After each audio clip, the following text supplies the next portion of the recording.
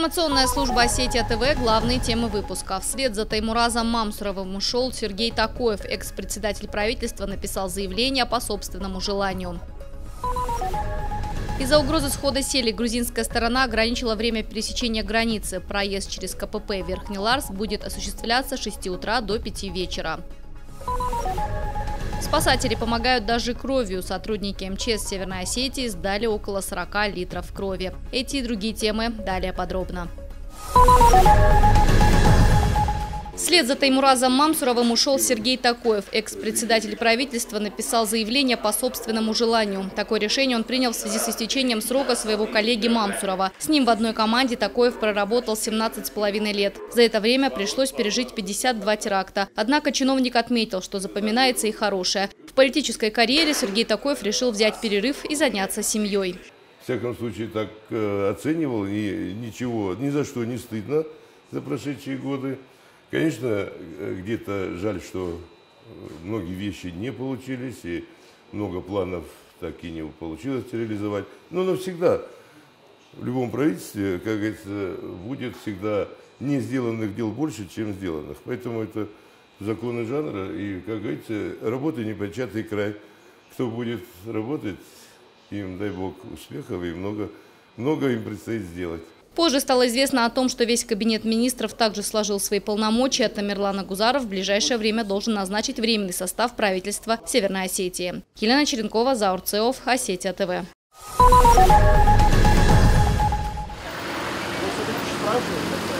Сегодня примерно в 12 часов 30 минут жители нескольких домов по улице генерала Плиева попросили покинуть свои квартиры. На пульт дежурного поступил звонок об обнаружении подозрительного пакета напротив ресторана «Дар». На место сразу выехала оперативная группа МВД, а также все службы города. Район ЦУМа от улицы Коцоева до проспекта Коста был перекрыт для въезда и прохода. В ходе осмотра кинологами и специалистами ОМОНа был найден пакет, лежащий на улице. Внутри находилось несколько свертков армейского пороха. По классификации он не относится к взрывоопасным веществам. Сотрудниками полиции республики была проведена опись находки. Каким образом пакет оказался на улице в оживленном районе, должно будет установить следствие. Оцепление сняли примерно через 40 минут после обнаружения пакета.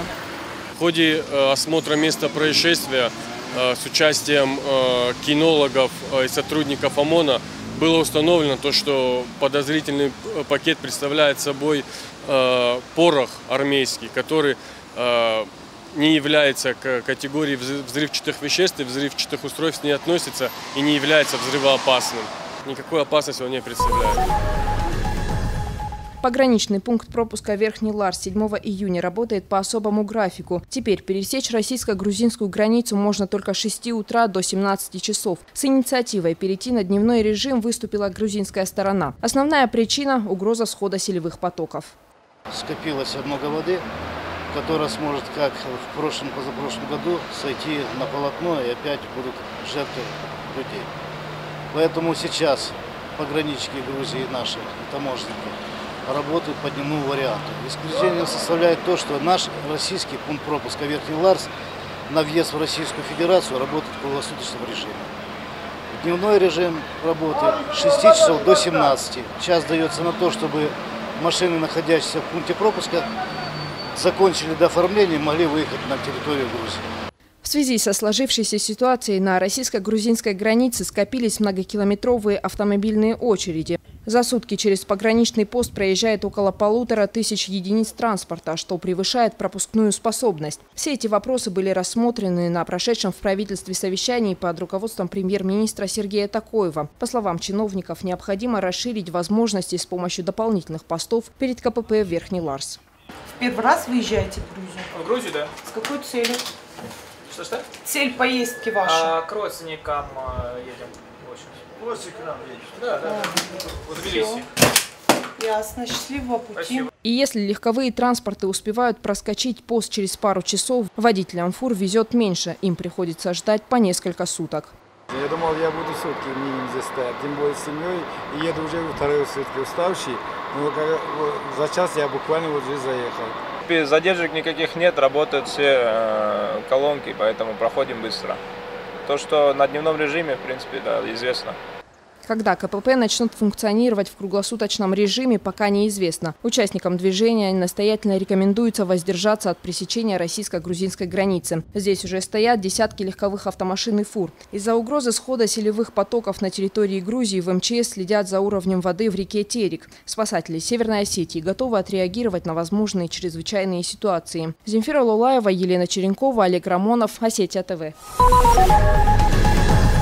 Около 40 литров крови сегодня сдали сотрудники МЧС. В канун Дня донора личный состав поисково-спасательного отряда принял участие в акции добровольного донорства. Прежде сотрудникам МЧС пришлось ответить на вопросы анкеты и пройти медицинское обследование. Только после этого можно произвести забор крови. 450 мл за один раз. Именно это количество считается мировым стандартом. Есть и особо отличившиеся, например, Игорь Гадзацев. Он сдает кровь уже много лет. Чтобы стать почетным донором России, ему нужно пройти в пункт переливания еще 7 раз. Эта акция очень важна для того, чтобы наша молодежь, когда вот это все увидит, просмотрит, чтобы они как-то пошли сдавать кровь, помогать людям, чтобы люди осознали, что это очень бесценная, безвозмездная, необходимая помощь другим людям, которые нуждаются в лечении и нуждаются в крови.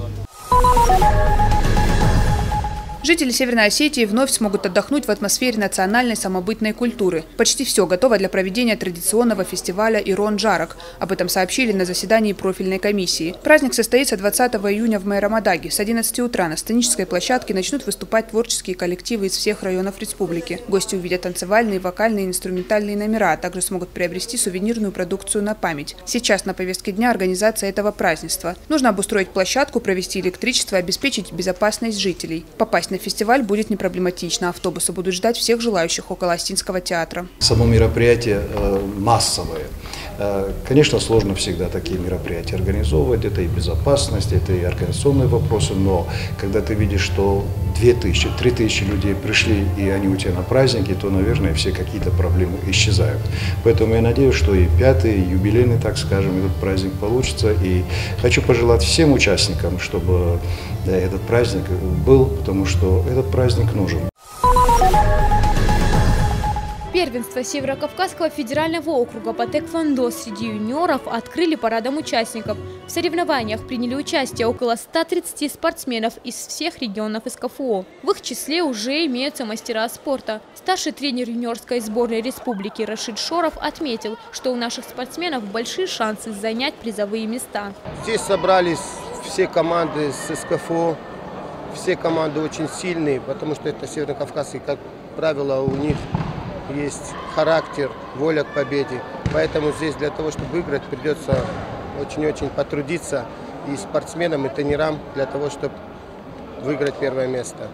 Один из главных фаворитов соревнования – 15-летний юниор Сармат Сакоев. На данный момент он уже кандидат в сборную России на Олимпийские игры. По словам Сармата, главными соперниками для него являются ребята из соседних регионов. Республика Северная Осетия всегда считалась одной из самых сильных команд в России. И мы надеемся завоевать достойный результат. Моя цель на этом чемпионате – добиться первого места, чтобы добыть для своей республики 2 места на первенство России. В финальных схватках спортсмены из Северной Осетии оставили на родине 7 золотых, 4 серебряных и 8 бронзовых медалей. Ребята, занявшие первые места на этом первенстве, примут участие во всероссийских соревнованиях, которые пройдут в городе Шахты Ростовской области с 10 по 15 июля. Лолита Сузаева, Самас Кочиев, Осетия ТВ.